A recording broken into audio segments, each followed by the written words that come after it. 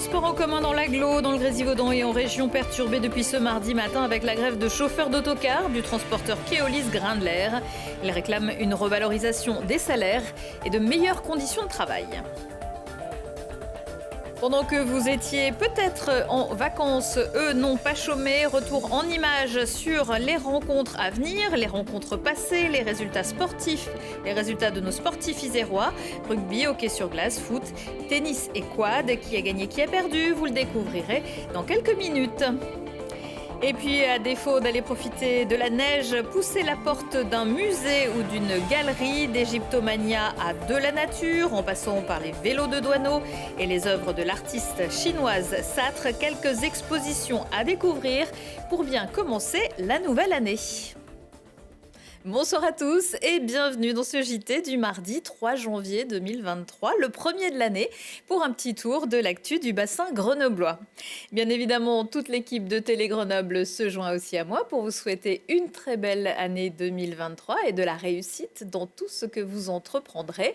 Et les Grenoblois, que souhaitent-ils alors ? Quelles envies ? Pas toujours facile de se motiver en ce jour de rentrée, mais nos deux journalistes Jade Lanier et Inès Mitane ont rencontré autour du marché des Halles Sainte-Claire des habitants qui ne manquent ni de rêves ni d'envie, à condition bien sûr d'avoir la santé. Qu'est-ce qu'on peut vous souhaiter pour cette année 2023 ? Alors de pouvoir faire des choix notamment dans ma vie professionnelle, parce que là je suis en service civique et puis trouver ma voie. La santé pour mon mari et puis mes enfants et tous ceux que j'aime et tous les malheureux. Je me souhaiterais plein de bonheur et de réussite et surtout la santé qui passe en priorité. Alors des solutions, oui, je voudrais être un peu plus organisée. Et je voudrais moins procrastiner parce que je procrastine au maximum. Plus que moi, c'est pas possible. Qu'est-ce qu'on peut vous souhaiter pour cette année 2023 ? Je vous dis d'abord la santé et puis du travail. Je sais pas, plein de santé à mes parents et puis une réussite professionnelle pour tout le monde. J'espère que Grenoble, il y aura un peu plus de magasins qui s'ouvriront parce que je viens d'une galerie, Place Sainte-Claire, c'est tout fermé, ça me fait un peu de la peine. Plein de réussite dans mes études de préférence. Je suis à Polytechnique Montréal donc, pour devenir ingénieur, donc c'est assez important pour moi. Aller à New York. Parce que j'ai toujours eu envie d'aller à New York et puis je pense que ça doit être une ville magnifique. J'aimerais bien pouvoir partir à La Réunion voir mon fils que j'ai pas vu depuis plusieurs années à cause du Covid. La résolution, c'est de pas trop grogner et de me dire que je suis pas trop vieille encore. Voilà. Vous avez quel âge sans indiscrétion ? Je vais avoir 80 ans. Pas trop grogner, ça c'est une belle résolution. Et pour une soirée conviviale et festive, la ville de Grenoble organise sa soirée de vœux aux habitants samedi 14 janvier de 17 à 21h à la mairie. Plus de sous et de meilleures conditions de travail, ce sont les vœux que formulent les conducteurs des transports Keolis et Grindler en grève depuis ce matin. Des prestataires de plusieurs collectivités publiques. Conséquence des lignes MTAG dont les scolaires sac à dos, des lignes dans le Grésivaudan, des lignes régionales sont fortement perturbées.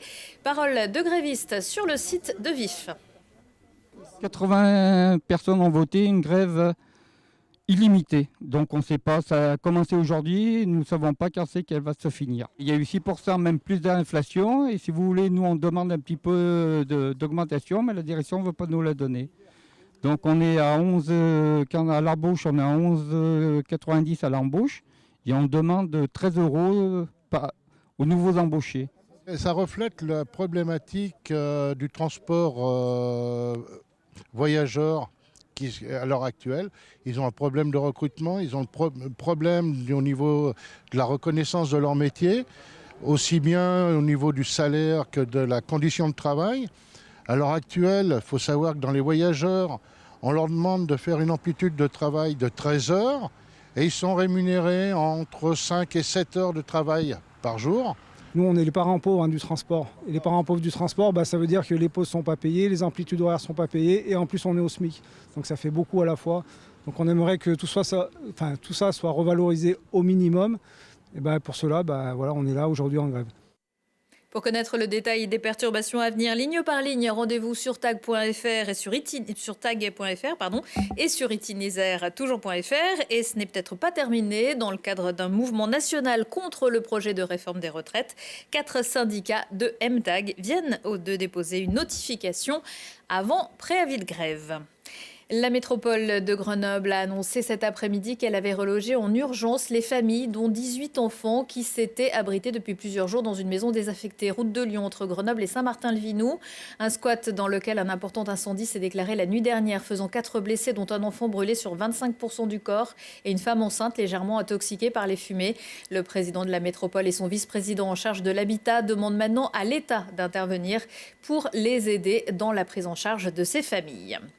Les brûleurs de loups en demi-finale de la Coupe de France de hockey sur glace. Les Grenoblois se déplacent à Angers mardi soir. L'occasion peut-être de continuer sur leur belle lancée des vacances de Noël.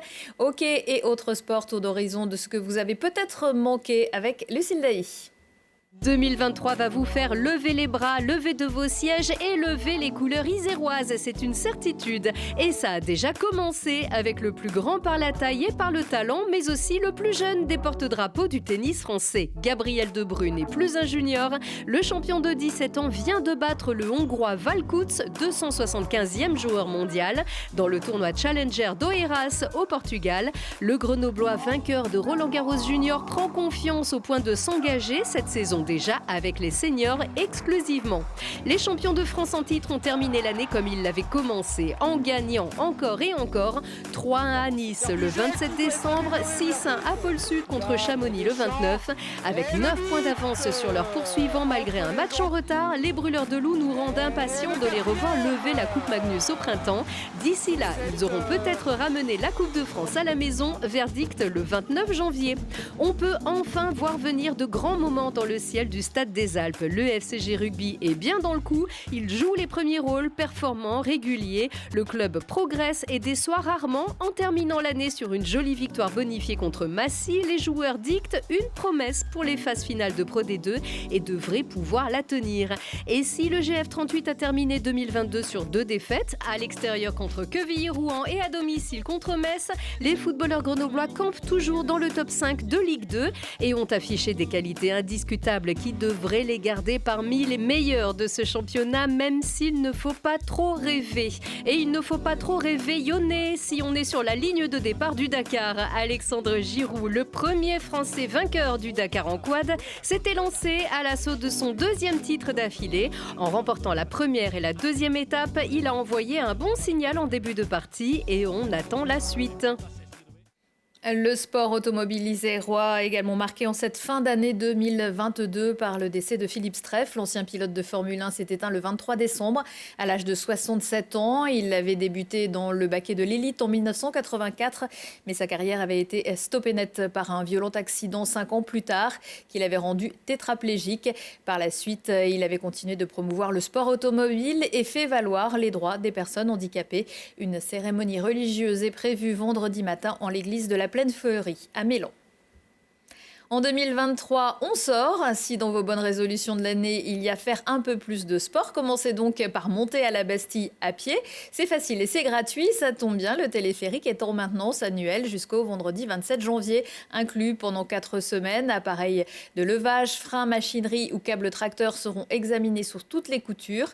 Cette année, de nouveaux garde-corps et des échelles télescopiques seront installés sur le pylône de la station supérieure. Et puis même une cave de récupération des eaux de pluie à la station inférieure qui permettra de laver les bulles. En 2023 aussi, un peu de culture, ça peut pas faire de mal, avec par exemple une exposition. Il y a celles qui viennent de débuter et d'autres qui vivent leur dernier jour. Petit florilège dans les musées et galeries grenobloises avec Charlotte Faulkner. C'est l'exposition immanquable de ce début d'année, Égyptomania, la collection de Jean-Marcel Imbert au musée dauphinois. Une exposition qui retrace l'engouement et une fascination qu'a le monde entier depuis des siècles pour l'Égypte. Une fascination appelée Égyptomanie. Dans les 700 mètres carrés de l'exposition, on retrouve des tableaux, des bronzes, des faïences, des photographies, des jouets ou encore des vidéos. Égyptomania est une exposition née grâce à la rencontre entre le musée dauphinois et Jean-Marcel Imbert, docteur en histoire spécialisé dans l'égyptologie, qui collectionne depuis une cinquantaine d'années les objets et les œuvres en lien avec l'Égypte. Une exposition événement à voir jusqu'au 27 novembre. De l'Égypte à la nature, il n'y a qu'un pas, direction le musée de Grenoble qui a invité 4 plasticiens de renommée internationale pour qui la question du rapport de l'humain et de la nature est essentielle.